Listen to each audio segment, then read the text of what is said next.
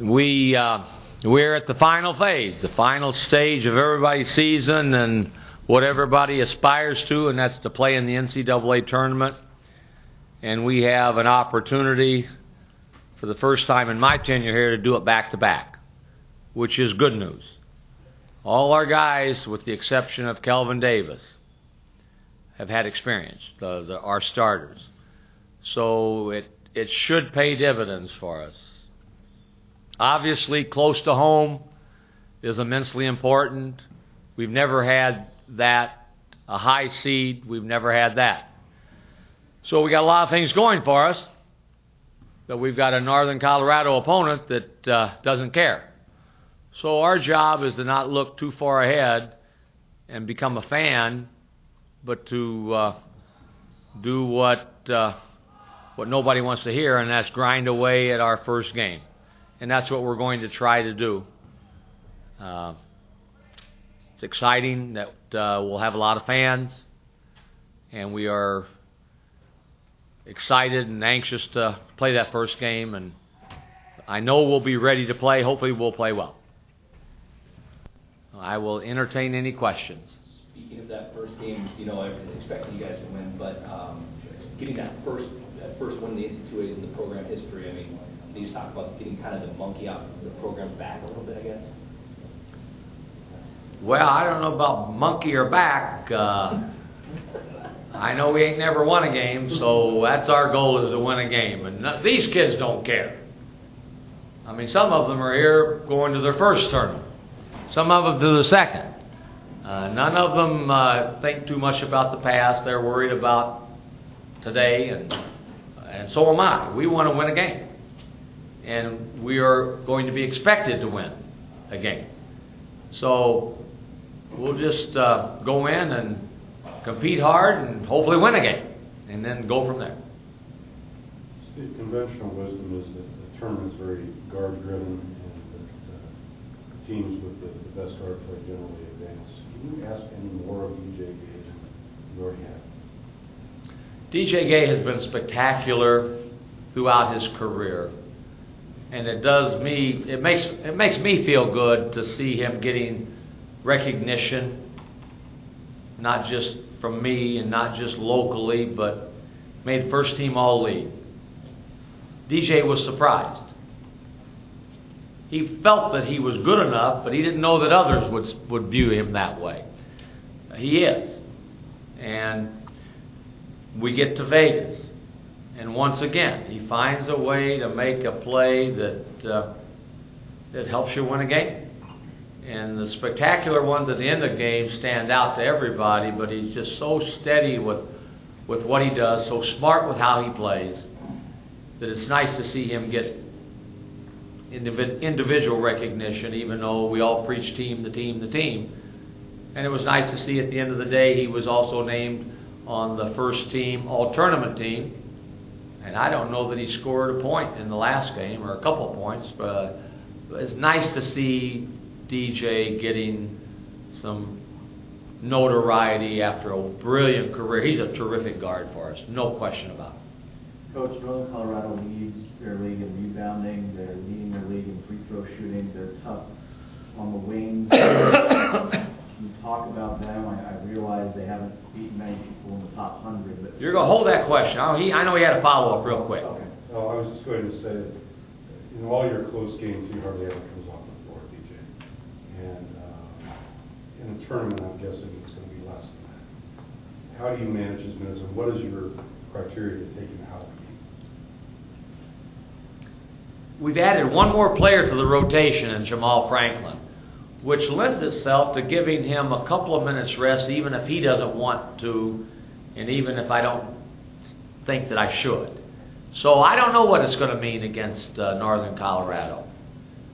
Even when we have that extended rotation, I'm reluctant to take him out of a game. I know that he's one guy that will not wear down mentally for sure, and probably not physically. He has the ability to catch his breath the right time, the right way.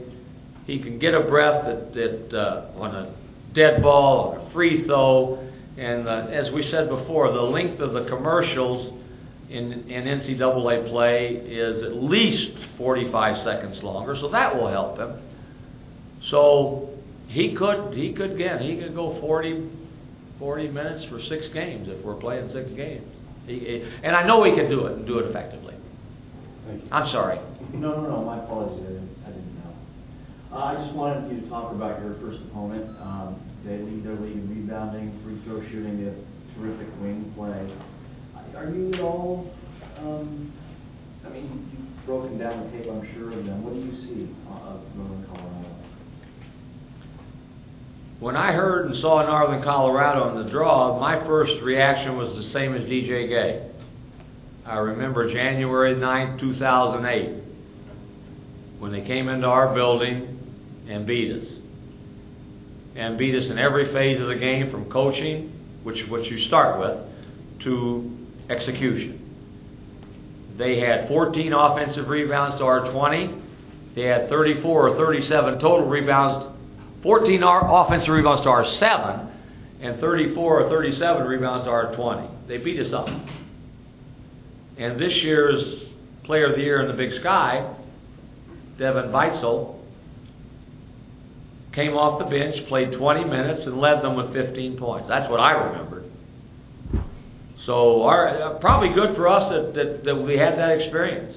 Not that our kids would not respect and be ready, but they firsthand saw how good this team is and how they competed.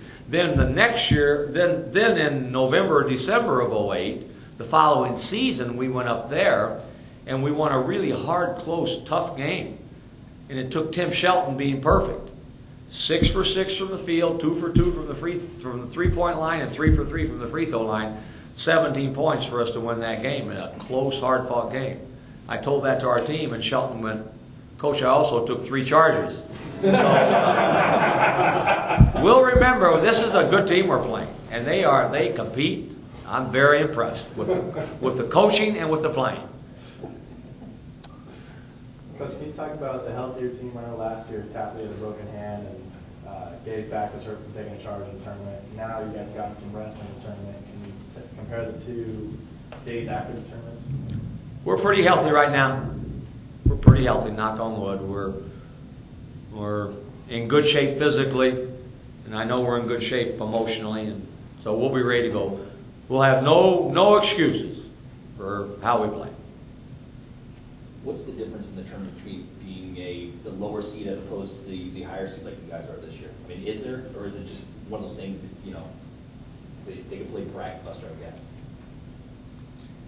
Well, when you get the good seed like we got this year, you get the privilege of sometimes playing close to home. So that's a huge piece, as I said before, and that's probably the number one key for us.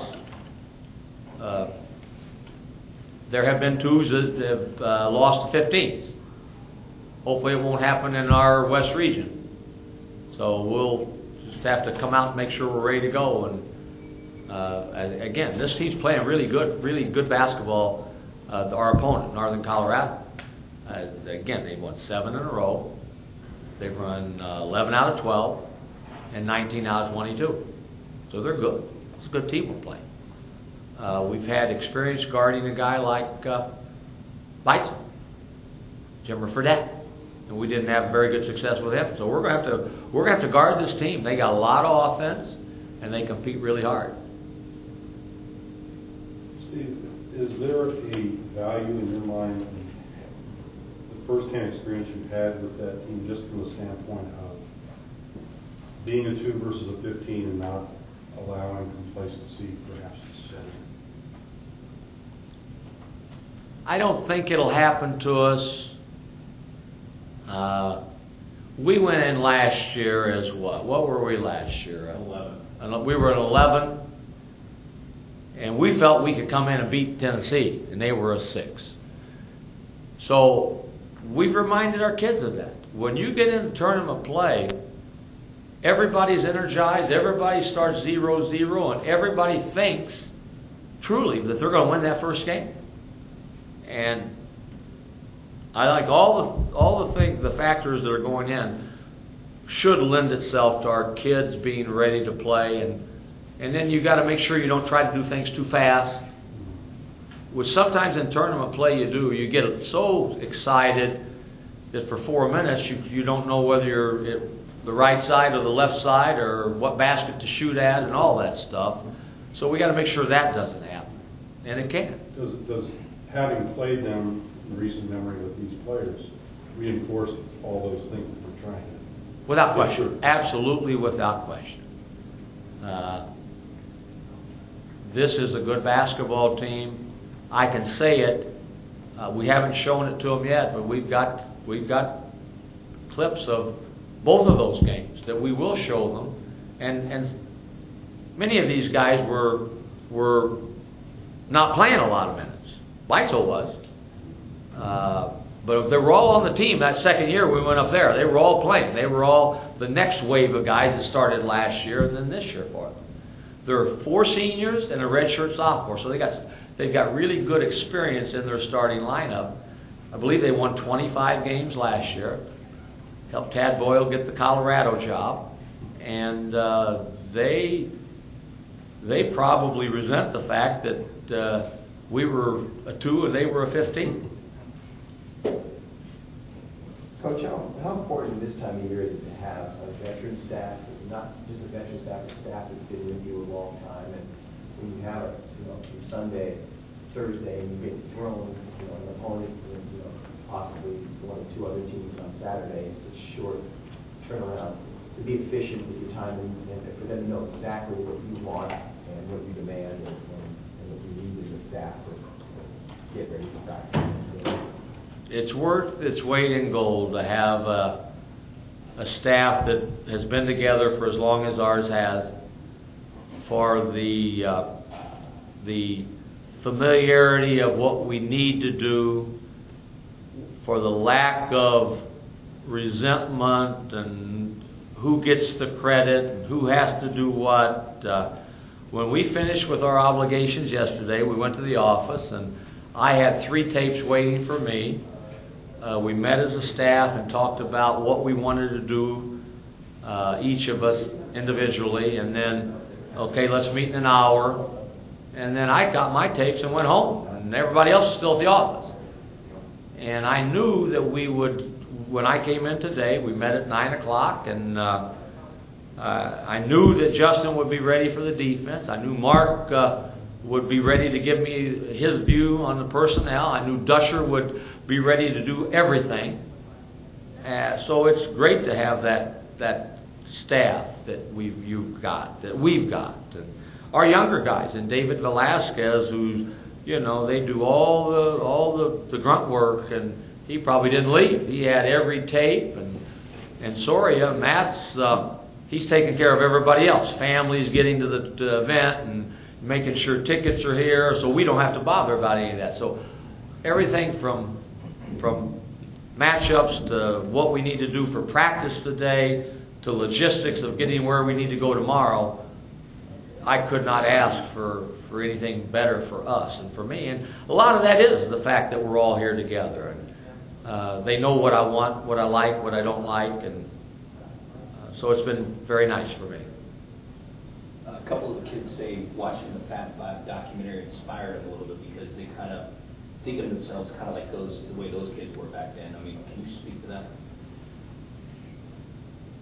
I think anybody that has bounced the basketball, first of all, they like to watch themselves more than anything else.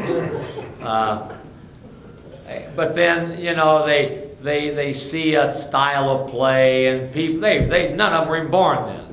But they say, yeah, that's what I would have wanted to do, and that sort of thing. It was neat on the bus ride home. I had watched it. I got they told me Jalen Rose sent me a rough cut of the movie, and so I had seen it. But as we boarded the bus, we bussed home, and Carwell said, "Hey, Coach, can you put on that movie, the Fat Five?" They knew we had it, so we put it on, and they all watched it, and I think they enjoyed it. So I called Jalen Rose afterwards and told him that just what I'm telling you now. we all watched it and we all thought the way it was done, and he had his thumbprint over the whole thing, was well done, and from our end, we wanted to say thank you. Were you surprised at all on the sort of the aggressive nature that they were talking about Duke in that piece, and the way they went after Christian Laettner verbally, calling him names, all the other players that they talked about with Duke? I think sometimes you can get carried away a little bit. So I don't know how much of that was for effect. I know that when we played Duke, there was genuine respect. You don't have to like someone to respect them. They were defending national champions when we first played them, and then they beat us. So you're not going to like them. But we've got great respect for them. I'm friends with Mike Krzyzewski, done a phenomenal job, and obviously they've got one of, if not the premier program in the country as we speak.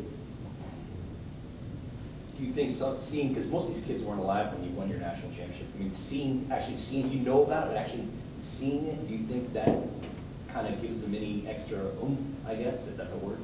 No. No, I don't. Okay. I don't.